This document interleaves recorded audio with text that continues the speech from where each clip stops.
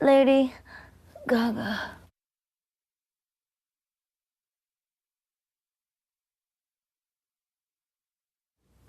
Well, actually, I didn't really start in the dance scene. I started more in the like dive bar scene, which is really a lot of nerdy record collecting DJs.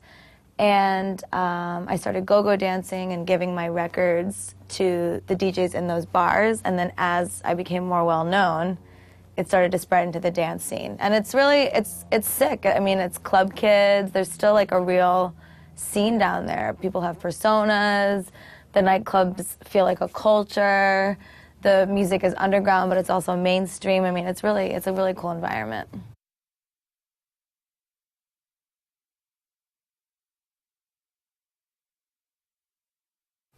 Well, and I almost feel like those are two different questions. I feel like I have always been an artist, and that I became more of an artist once I started to play out all the time downtown. But it really wasn't until I got signed to Interscope and until I got a tiny bit famous in New York that I really became more of a dance scene artist and out in the clubs than before. So I would have to say, like, right around the time when I got signed, I almost got arrested in Chicago for wearing short shorts. I was in W Magazine, cover of Women's Wear Daily. So really when I started being myself, I mean, I've always been an artist, but when I started to be just who I really am, which is a provocative exhibitionist, somebody that does things for attention pretty shamelessly, that's when I was like, okay, so just be who you are, and then that's your artistry.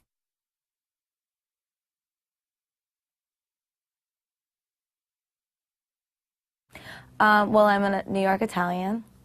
My father used to play Pink Floyd, Zeppelin, Beatles, Billy Joel, Elton John records all the time, and he used to we had a record player in the living room, and he used to like pick me up when I was a kid, and he would like twirl me around. And I mean, I had a really amazing childhood. A lot of culture, a lot of meatballs, a lot of marinara, you know.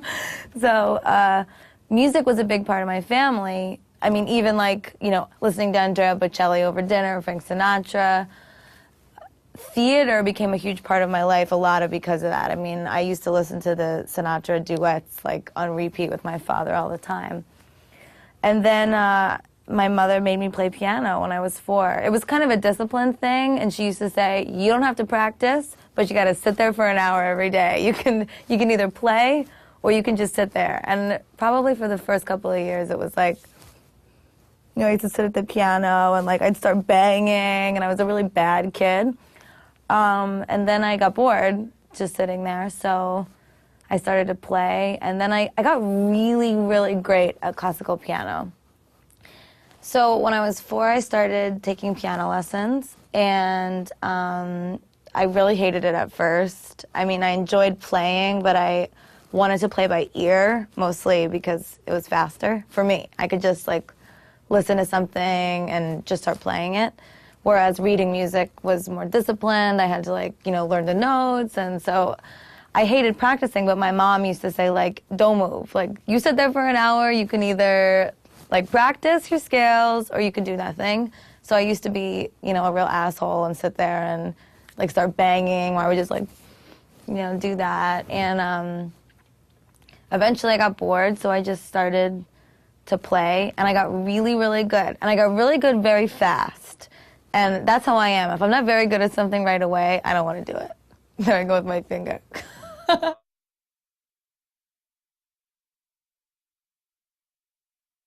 Oh my God, what does that not mean to me? It's everything. It's who I am.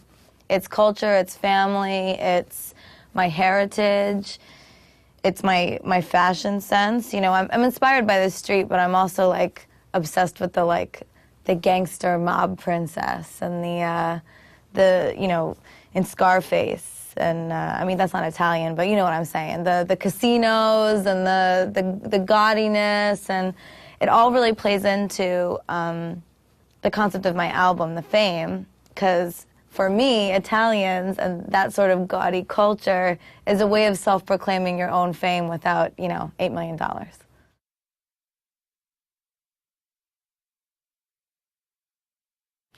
Well, I was gonna go to, was it Juilliard or Manhattan School? I think it was Juilliard. I was really interested in going there for this like weekend pre-college program, and I actually got like really nervous before my audition and decided to go to acting school, which actually ended up being better because so much of what I do now is persona related, and Lady Gaga, me, it became who I am now, but it was like it was a self-discovery that really was found through acting and sense memory and figuring out, I mean, like things like, you know, certain positions and dance moves that I would do would resonate more with me than others. Like I suck at ballet, but I was excellent at jazz and theater.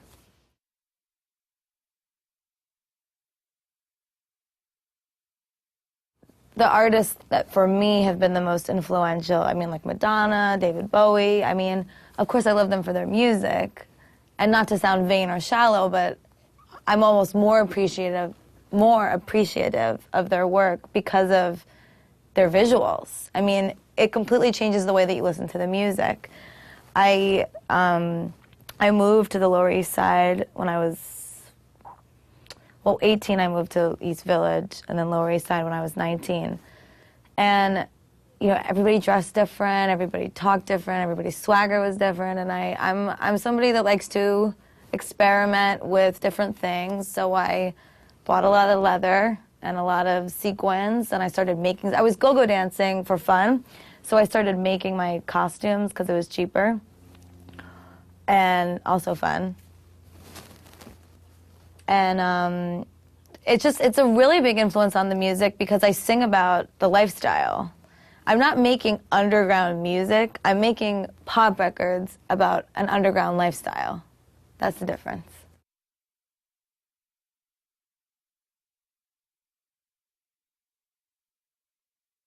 No, it's not. It was definitely the Lower East Side. There's like a little bit of a metal glam scene, and I started to sort of take, you know, elements from that I liked. The rock star's girlfriend. That was the real beginning of my fashion. It was not so much I want to be the greatest rock and roll band that ever lived. I wanted to be the greatest rock and roll band that ever lived, lead singer's girlfriend.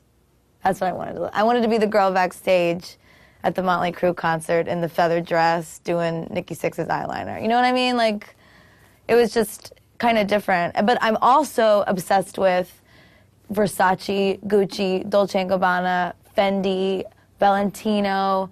I mean, like delicious fabrics and cuts and silhouettes and the way that you can change the way a woman's body looks, the voodoo. I mean, that stuff is my life. So it's, how do you make $5 look like $5 grand?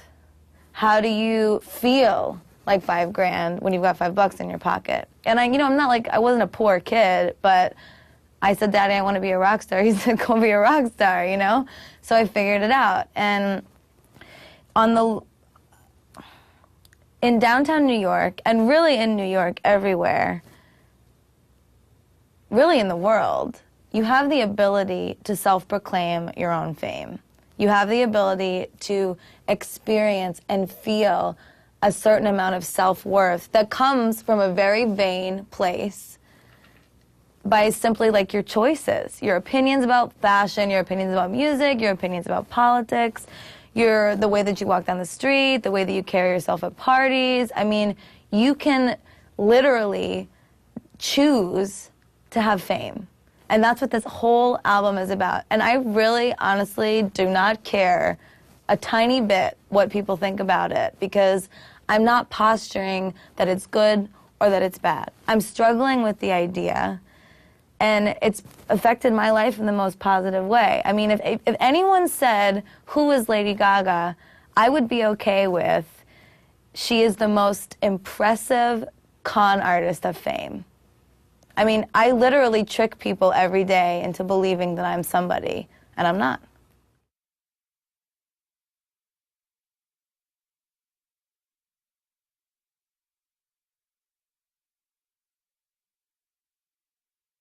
I mean, look at Paris Hilton, right?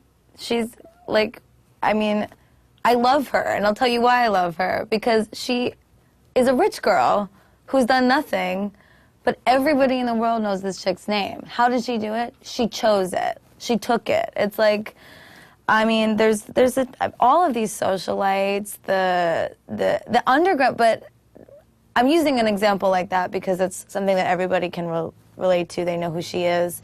For me, it was going out downtown and realizing that there was a social class, a small one. I mean, there was literally like the top tier of Rivington Street, and I'm like, who are these kids? Who the hell do they think they are? But that's exactly it. It's the nerve. All you gotta have is nerve. That's the one thing that keeps me up at night. I say to myself, who the hell am I to do what I do? Why do I deserve this? Who am I to do this? And then I remember that I'm talented. And then I remember that I'm actually very good at what I do. I'm extremely educated, but that's not something that I'm not like one to like be defensive about my work. It is what it is. You either love it or you don't. Most people like it. But yeah, I mean, it's about taking pop culture and taking the media and using it in a positive way. Look at Perez Hilton, for example. You know, he completely grabbed fame by the vocal cords and choked the world using fame, using people's obsession with the celebrity. I mean, why? Who really cares, right? Why do we care so much?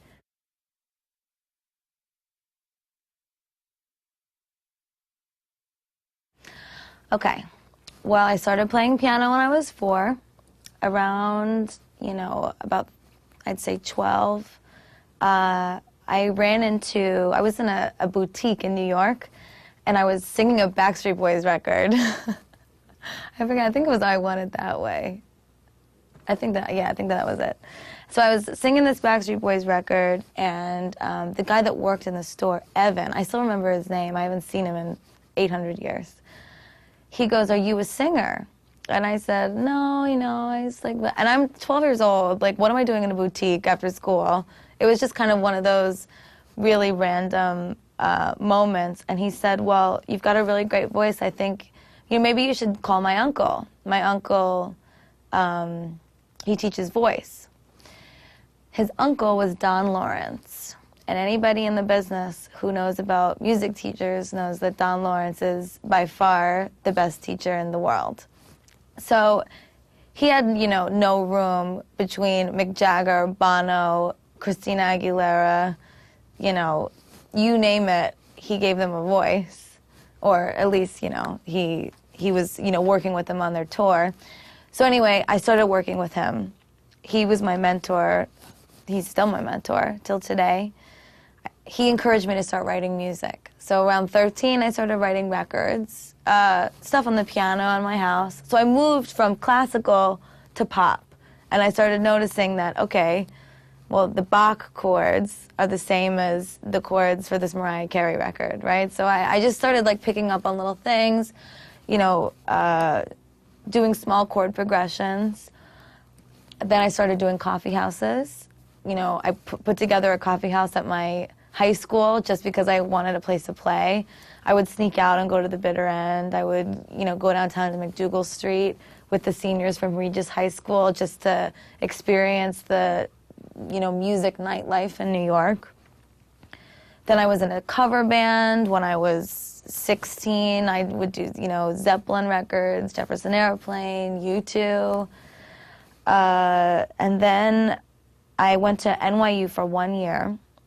Keep in mind, during all of this, I'm doing musicals, I'm in bands, I'm writing records, I mean, if you were my family, you did not see me for 5 years. I mean, I was out doing everything. And then I went to college for a year, and I hated it. Not the studying. I love, you know, I was a good student. I love to learn. But I wanted to work, and I wanted to make music. So I was in the Tisch program. I dropped out. I told my parents I'm leaving. I'm going to get an apartment and 8 jobs. And they were like, have a good time, kid. And they were really supportive, you know, and I really went for it. My dad gave me a year to get signed, and I did. So then I got dropped, then I got signed again. And in between the 2 record deals, I put together a variety show with me and a DJ, Lady Starlight. She was a go-go dancer. She got me into go-go dancing. I thought she looked so amazing on stage, so I just said I have to start. And it's really been a long, long journey. I don't remember not doing this. It's just always been my life. But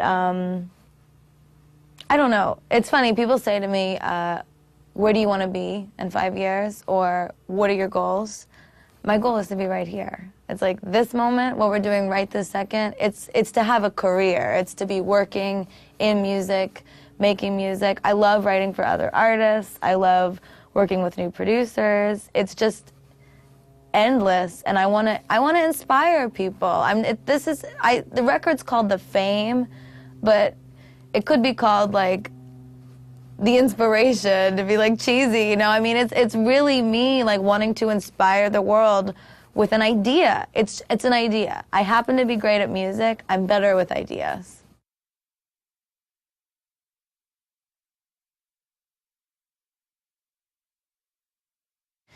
Well, they're all different. Beautiful, Dirty, Rich, I wrote in my panties, dancing around to a track in my bedroom. You know, that's one way that I write. Other ways I write are at the piano. I'll, really stick to the chords, really try to come up with really beautiful progressions. But I find that all of the, quote-unquote hit pop songs, if you will, are when I am, like, doing the dishes, not paying attention, or joking around with my friends. Let's have some fun this beat. I mean, I'll just literally be doing something that's funny, and it becomes a song. I mean, it's really the best way. It's simple, it's catchy, it's hooky, it's peppy, it's snappy, it's quick. And Just Dance, which is my first single, I wrote that song in honestly 10 minutes. Me and the producer, Red One, who I've known before I was signed to Interscope, we did a record long before called Boys, Boys, Boys, which was the record that really got me noticed. But I was so excited to be in the studio with him in LA. Vincent Herbert, who signed me, got us the record plant. I felt like I was, Madonna in 1985. I was like, oh my God, this is so huge. And they, people were coming and asking me if I wanted something to drink. I was like, I'll get it. It was just ridiculous. So I had this beautiful studio, and it's funny because we took pictures, and Red One and I don't use equipment in the room usually. We will for vocals. We'll use certain compressors and Neves and stuff, but for making the actual music, we just use MacBook Pros. So you see pictures of us in these like absolutely gorgeous, state-of-the-art, amazing, expensive studios, and the two of us are like in a corner at our laptops working. So we sat down, and he went, literally, he's like, oh, Gaginetti. He calls me Gaginetti. He's Swedish. Well, he's Moroccan, lived in Sweden. He's got a crazy accent. And he calls me Gaginetti. And all of a sudden, he says, I had this idea, and I hear, and I literally, I go, I've had a little bit too much. I went right into it, and Troy, my manager, was there. And I remember being so nervous, because I don't allow anybody to be in the studio while I'm writing, but I couldn't say no, because he's my manager, and I'm like, I can't say no. So he was in there, and I was a little bit nervous, like, oh my God, it's the first time he's seeing me write. But we wrote that record in 2 seconds. Vincent Herbert walked in. He was like, oh my God, that's it. Leah Linden, who I work with too, she's my other manager, she came in and she was like, play that dance one. I want to hear that dance one again. I mean, it was instant. Everybody went crazy. And Akon, who we did the record with too, he's such a down-to-earth guy, and for me, it was like he's like the most worldly, like, cultured. He's like a hip hop R&B guy, you know. For him to be into my stuff, like a white chick from New York who does like dance music, disco, pop, I was like, I don't know what he's gonna think of this. And when we started working on it, he really was into it. And he was like, that's it. Everybody just knew this is it. This is the one. And the record that took me 10 minutes, you know. Well, my music is pretty much a reflection of my transition from New York uptown to New York downtown and all the things that I've discovered. And it's everything, you know, it's pop, it's a little bit, you know, hip hop R&B, it's got dance elements, it's got electro. I rap sometimes, I sing, you know, I do everything. It's really, it's about my journey. It's really heavily influenced by fashion and lifestyle, and it's new. It's Lady Gaga. It is absolutely 100% a concoction of my love of 70s glamour, 80s synth sounds, dance, club fever, disco. A lot of my melodies have a real 50s Beatles quality. Glamour, filth, rock and roll. It's got, I mean, Boys, Boys, Boys is a metal song trapped in a pop star's body. I mean, I think about everything when I'm writing, but I'm constantly being influenced by different things. I'm like a little sponge. So it's pop.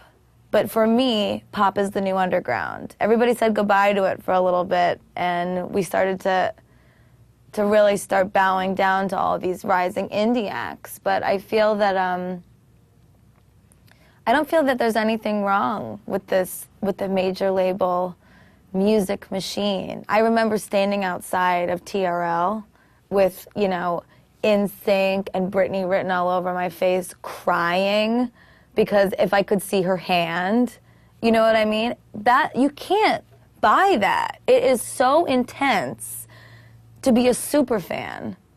I mean, granted, I was the same way at the Neil Young concert, you know what I mean? But it's like, I feel that it's been lost a little bit. I don't know if artists are lazy and they don't care about how they dress or what it is, or if it's you can't download a lifestyle. You can't download an icon. You have to touch them. You have to figure, what do they eat?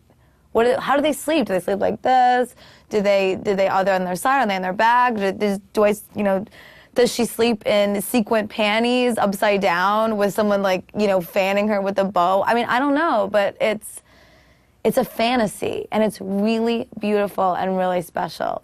For me, it's like my Michelangelo painting. It's like I wanna create that again. If anything, the fame and this record and my music is about recreating the pop star and giving it back.